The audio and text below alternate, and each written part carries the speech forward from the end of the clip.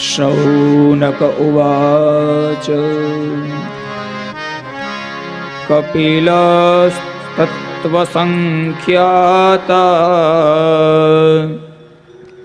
भगवानात्ममायया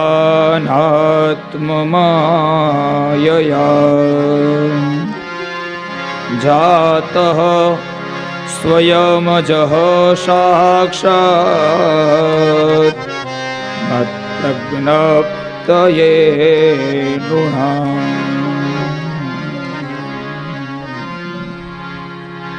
शौनक महाराज त्रीजा स्कंदनी अंदर 25मो अध्याय प्रथम श्लोकनी अंदर भगवान कपिल जन्मना प्रागट्यनी कथा बतावे छे। गई कालनी कथामां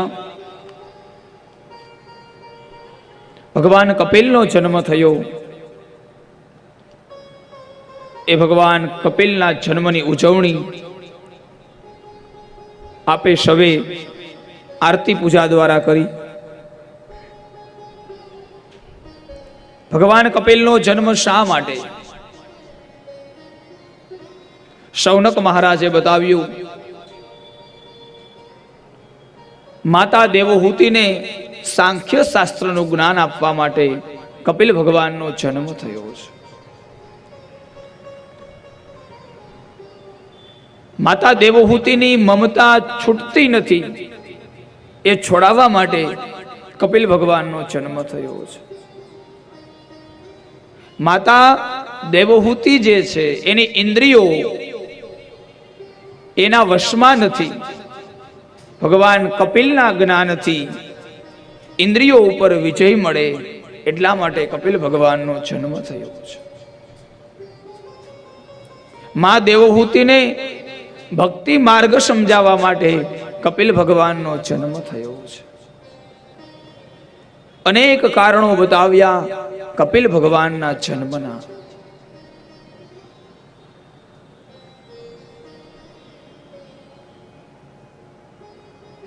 मां देवहूतिना एक एक प्रश्नो, दरेक प्रश्नना जवाब, जेने आपणे सांख्य योग कहीए छीए, सांख्य शास्त्र कहीए छीए।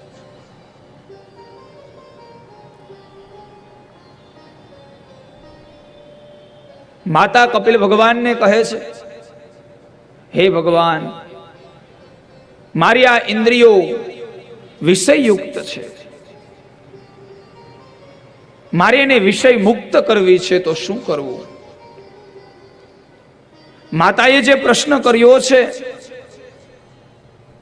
ए आपणा सौ माटे छे, आपणा बधा माटे छे। कारण के आपणी दरेकनी इंद्रियो छे ने ए विषय युक्त छे। कपिल भगवानना सांख्य शास्त्रना ज्ञान द्वारा आपणे सवे आपणी इंद्रियोने विषय मुक्त करवानी छे।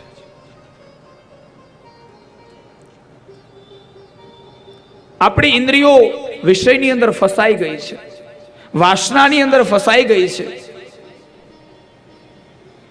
काम, क्रोध, लोभ आदि आपणी इंद्रियो एमां लोभाई गई छे। એટલા માટે કપિલ ભગવાનનો જન્મ થયો છે।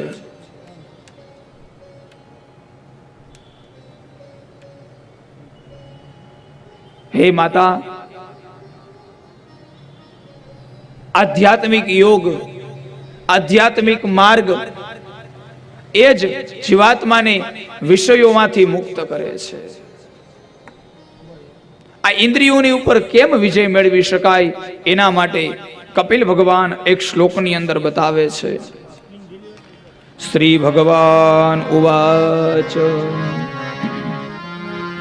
योग आध्यात्मिकः पूसां मतो निह श्रेयसाय मे अत्यंतो परत्तेर्यत्र दुःखस्य च सुखस्य च दुःखस्य च सुखस्य च।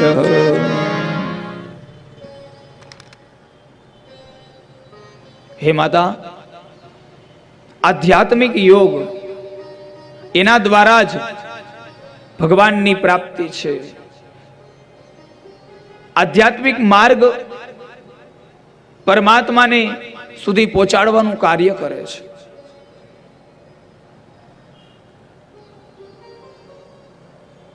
માતા દેવહૂતિ કપિલ ભગવાનને બીજો પ્રશ્ન કરે છે, હે ભગવાન,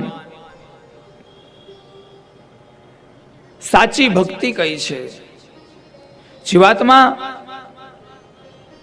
તમને કઈ રીતે પામી શકે? સરળમાં સરળ ભક્તિ ભગવાન તમે બતાવો, કારણ અમે મૂઢ છીએ, અજ્ઞાની છીએ. ભક્તિ માર્ગ કયો છે, કયું સાધન છે કે જે તમને પામી શકાય? કપિલ ભગવાન માતાને કહે છે, હે માતા, કોઈ જીવાત્મા મારું ચિંતન કરે, મનન કરે, ભગવાનના નામનું સ્મરણ કરે તો પરમાત્માને સરળ રીતે પામી શકાય છે. ચિંતન દ્વારા, મનન દ્વારા, સ્મરણ દ્વારા પરમાત્માની પ્રાપ્તિ છે. જીવાત્માને અહંકારમાંથી મુક્ત થઈ અને ભગવાનના શરણે જવું જોઈએ, કારણ અત્ર તત્ર અને સર્વત્ર પરમાત્મા છે. આ સંસારની અંદર જે કાંઈ છે એ ભગવાનના સ્વરૂપે છે, ઈશ્વર સ્વરૂપે છે. આ જગત વિષ્ણુમય છે, આ જગત ભગવાનમય છે. આ સંસારના દરેક જીવો પરમાત્મા દ્વારા જ જીવી રહ્યા છે. ઇન્દ્ર ભગવાનના ભયથી વરસાદ આપે છે, વાયુ ભગવાનના ભયથી વાય છે, સૂર્ય ભગવાનના ભયથી પ્રકાશ આપે છે.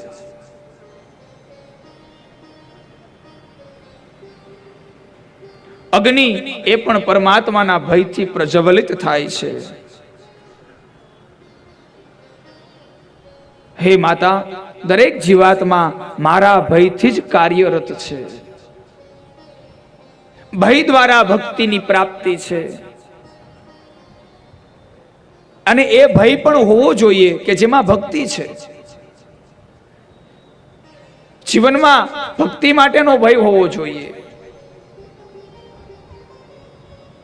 જ્યારે આપણા જીવનમાં દુઃખ આવે ત્યારે પરમાત્મા યાદ આવે, અને બીજું ભગવાન જ્યારે આપણને ભય અપાવે ત્યારે પરમાત્માને યાદ આવે.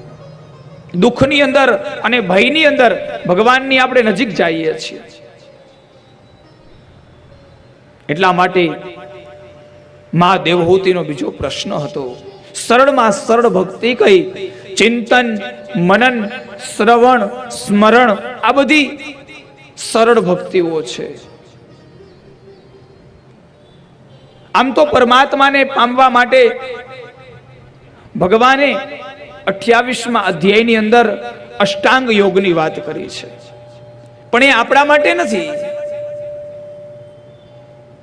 યોગીઓ માટે, મહાપુરુષો માટે અષ્ટાંગ યોગ છે. આપણા માટે તો સરળમાં સરળ ભક્તિ, ભગવાનનું મનન છે, ભગવાનનું ચિંતન છે, ભગવાનની કથા શ્રવણ છે, ભગવાનના નામનું સ્મરણ છે.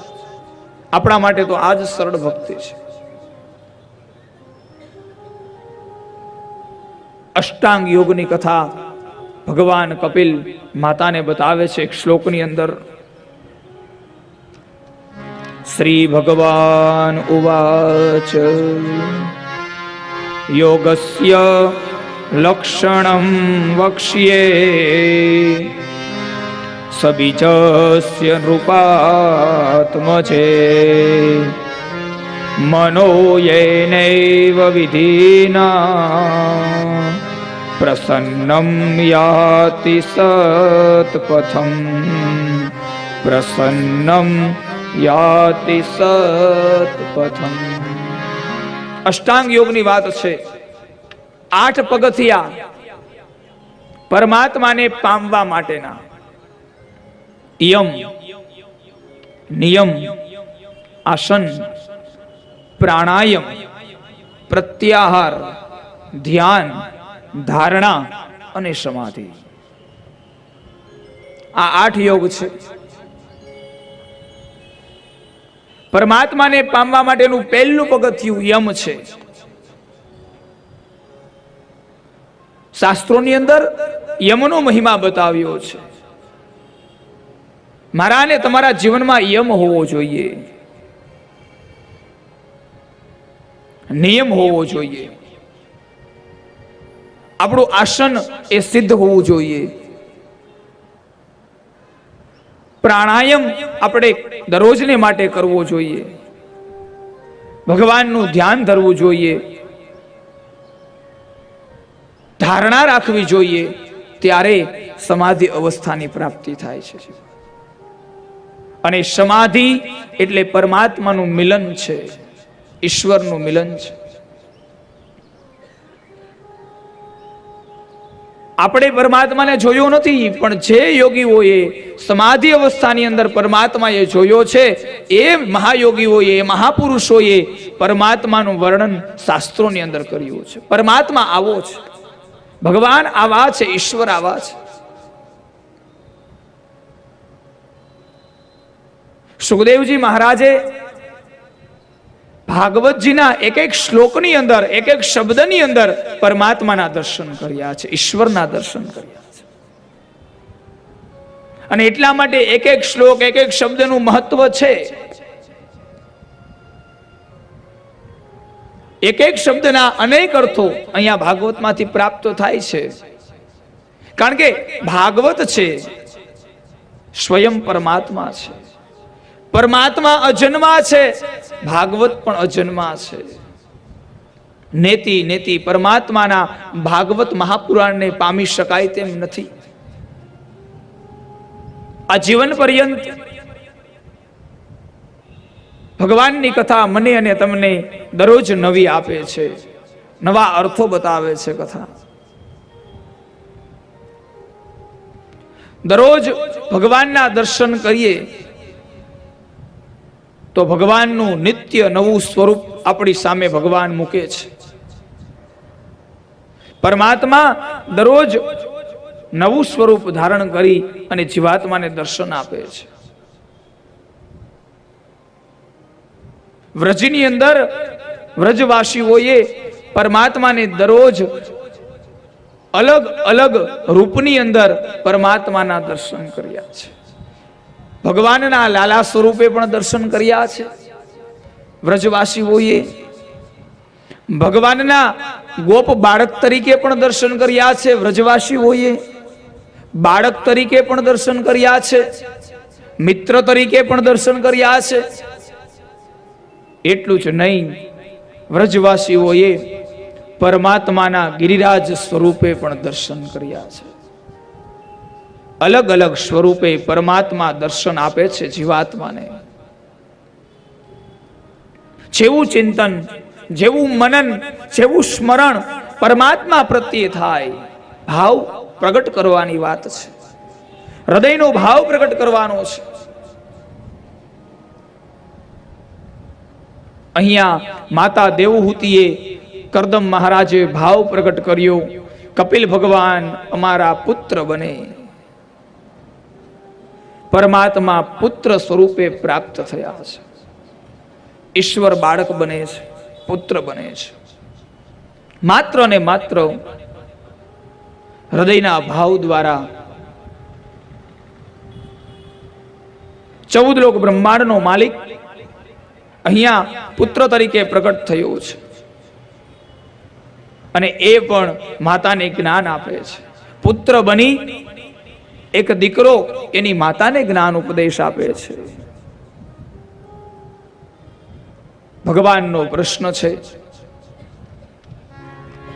હે માં, તને ખબર છે આ સંસારની અંદર અનેક પ્રકારના મોહ છે, અનેક પ્રકારની માયા છે, અને છતાં પણ આ જીવાત્મા મોહ માયાની અંદર ફસાય છે. આ પાપ છે, આ પુણ્ય છે, કોને ખબર નથી? ભગવાને માતાને પૂછ્યું, હે માં, દરેક જીવાત્મા જાણે જ છે, કોને ખબર નથી કે આ પાપ છે કે આ પુણ્ય છે? બધાને ખબર છે.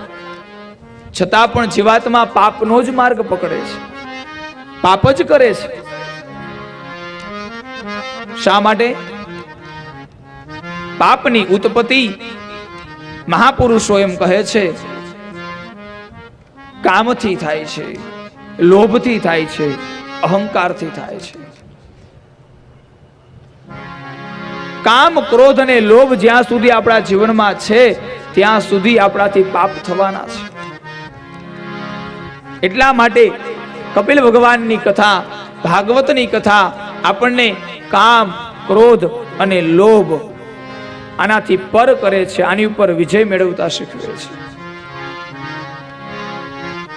ક્યારેક કામ આવે, ક્યારેક ક્રોધ, ક્યારેક લોભ, એ પ્રગટ થાય આ શરીરમાં, એમાં કોઈ નવાઈ નથી. પણ એ પ્રગટ થાય એટલે તરત જ એની ઉપર આપણને વિજય મેળવતા આવડવો જોઈએ, એને વાર્તા આવડવો જોઈએ, ક્રોધને વાર્તા આવડવો જોઈએ, લોભને વાર્તા આવડવો જોઈએ. કારણ કે એક ક્ષણે તમે ક્રોધ ઉપર વિજય પામી જાઓ તો તમારું કલ્યાણ થઈ જાય. દરેક જીવાત્માઓની પાસે ક્રોધ છે, લોભ છે, અહંકાર છે. પણ યોગીઓ સમયે સમયે એની ઉપર વિજય મેળવ્યો છે, એનું દમન કર્યું છે, એનું શમન કર્યું છે. એટલા માટે પરમાત્મા સુધી પહોંચી ગયા. આપણે આ ક્રોધનું, આ કામનું, આ લોભનું શમન નથી કરી શકતા. ક્રોધમાં ને ક્રોધમાં ક્યાં સુધી?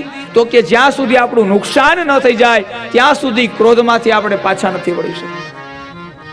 આપણા જીવનમાં કંઈક નુકસાન થઈ જાય એટલો ક્રોધ કરીએ છીએ, એટલી ઈચ્છાઓ રાખીએ છીએ આપણી કે આપણા જીવનનું પતન થઈ જાય ત્યાં સુધી ઈચ્છાઓ છે, ત્યાં સુધી આપણી વાસનાઓ છે. આપણા જીવનનું આપણે પતન નોતરી દઈએ છીએ.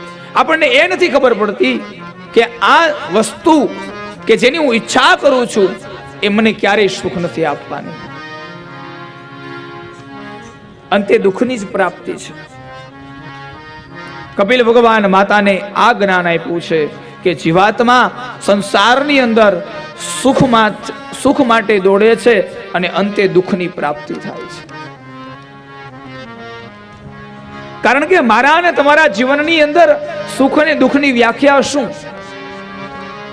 આપણા આ સંસારની અંદર કોઈ આપણને પૂછે સુખી માણસ કોને કેવો, એટલે આપણે એમ કહીએ કે સંપત્તિ વાળો માણસ હોય એ સુખી છે. હકીકતની વાત એ નથી. કારણ કે સંપત્તિ વાળો માણસો ઘણા છે, એની તમે મુલાકાત લ્યો તો તમને ખબર પડે એ પણ દુખી છે. આપણે એમ કહીએ કે સંતતિ હોય એ સુખી છે, એવું પણ નથી. જેની પાસે સંપત્તિ છે એ પણ સુખી નથી. જેની પાસે સંતતિ એટલે સંતાનો છે એ પણ સુખી નથી. જેની પાસે ભક્તિ છે એ સુખી છે. આપણે એમ કહીએ ચાલો સંસારની અંદર આપણે ભાગવત સાંભળી છે એટલે હવે આપણે પૈસા પાછળ નથી દોડવું અને ભગવાનની પાછળ દોડવું છે કથા સાંભળીને. એવું ન કરતા. ભગવાનની પાછળ દોડવામાં સુખ નથી, સંપત્તિ પાછળ દોડવામાં સુખ નથી. સુખ ક્યાં છે? અને જો હકીકત સંપત્તિથી સુખ મળતું હોત, સંતતિથી સુખ મળતું હોત, ભગવાનની ભક્તિ કરવાથી સુખ મળતું હોત તો રાવણ સુખી થઈ ગયો હોત. હે, રાવણની પાસે શું નહોતું મને કહો? સંપત્તિ હતી, સોનાની લંકા હતી આખી. એના જેટલું ધન કોની પાસે હતું? સંતતિ પણ હતી, સંતાનો હતા, મોટો પરિવાર પણ હતો, છતાંય આ માણસ સુખી ન થઈ શક્યો. અરે ભક્તિ પણ હતી. કેવી ભક્તિ કે અહીંયા લંકાની અંદર આ રાવણ એ તાંડવ બોલે અને કૈલાસ ઉપર મારો મહાદેવ નાચે, આવી ભક્તિ. ન ભૂતો ન ભવિષ્યતિ. સાહેબ, આ ભક્તિ કોણ કરી શકે? આવી ભક્તિ જેનો ઈષ્ટ ભગવાન મહાદેવ. રાવણનું ખોડિયું બ્રાહ્મણનું હતું. ભગવાનની ભક્તિ કરી હતી, સંપત્તિ હતી, સંતતિ હતી, અરે 9 ગ્રહો જેને ઢોલીએ બાંધ્યા હતા સાહેબ, છતાં એ સુખી ન થઈ શક્યો માણસ. તો સુખ ક્યાં છે?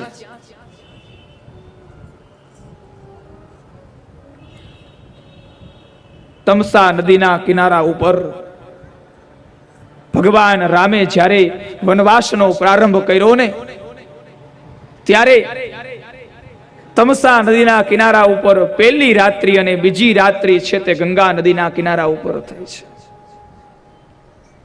કેવટ ભગવાનને પ્રાર્થના કરે છે, હે પ્રભુ તમે રાત્રિ મુકામ કરો, રાત્રિ નિવાસ કરો. કેવટના કહેવાથી, કેવટની પ્રાર્થનાથી ભગવાન રાત્રિએ મુકામ કર્યો છે, રાતવાસો કર્યો છે. દર્ભનું આસન પાથરી અને અયોધ્યાના રાજા ભગવાન રામ આજે ગંગા નદીના કિનારા ઉપર સૂતા છે. પૂજાનું આસન છે એનું ઓસીકું કર્યું છે. અને લક્ષ્મણજી કે જેને 14 વર્ષ સુધી નિંદ્રાનો ત્યાગ કર્યો છે, એ રામની સેવા કરે છે. આજે બધા નાવિકો જાગરણ કરે છે, પરમાત્મા માટે ભક્તિ કરે છે, ભજન કરે છે. અને એવા સમયે કેવટ લક્ષ્મણજીને પાસે આવી અને પ્રશ્ન કરે છે, સુખ ક્યાં છે? મારે તમને એ વાત કરવી છે.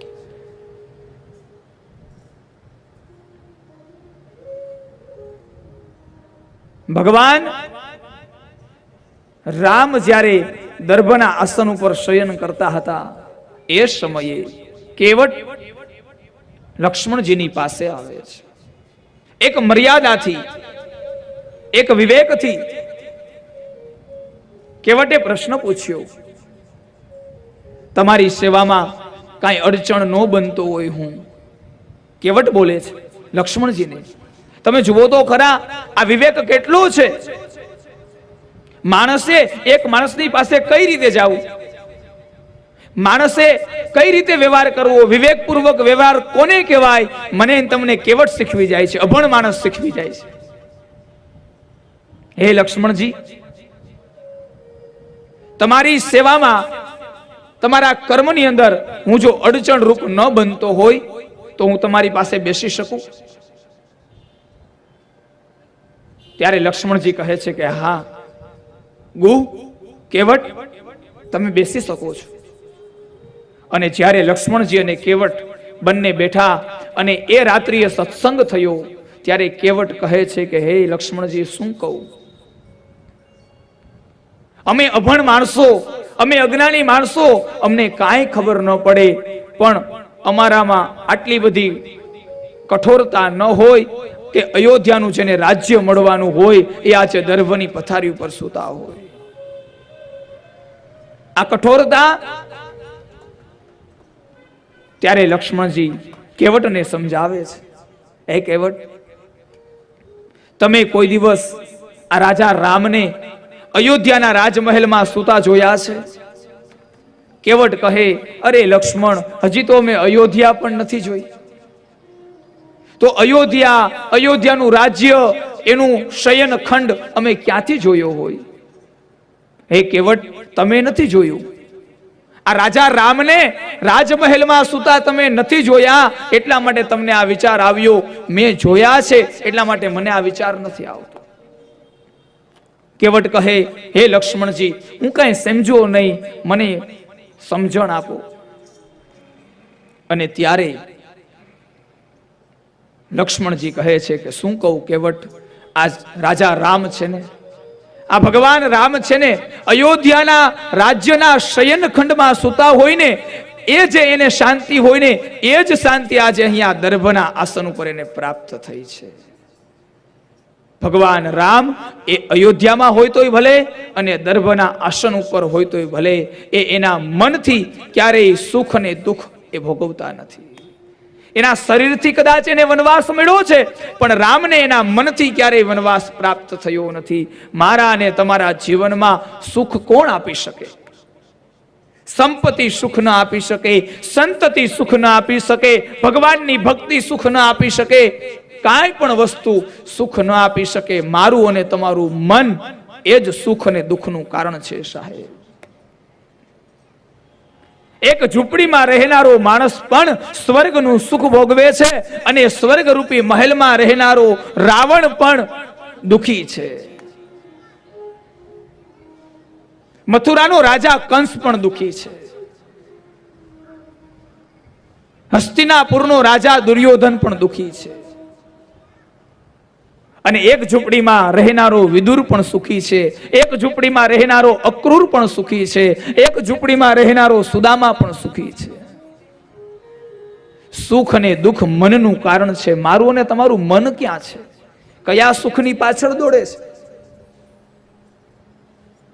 એ મનને જીતવાની વાત છે. જે જીવાત્મા મનને જીતી લેશે ને એના જીવનમાં આ સુખ અને આ દુઃખ રૂપી શબ્દો મટી જશે.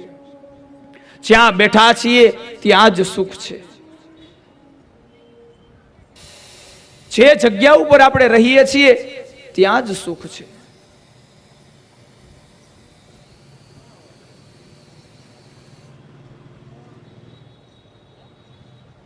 સુખની અને દુઃખની વ્યાખ્યા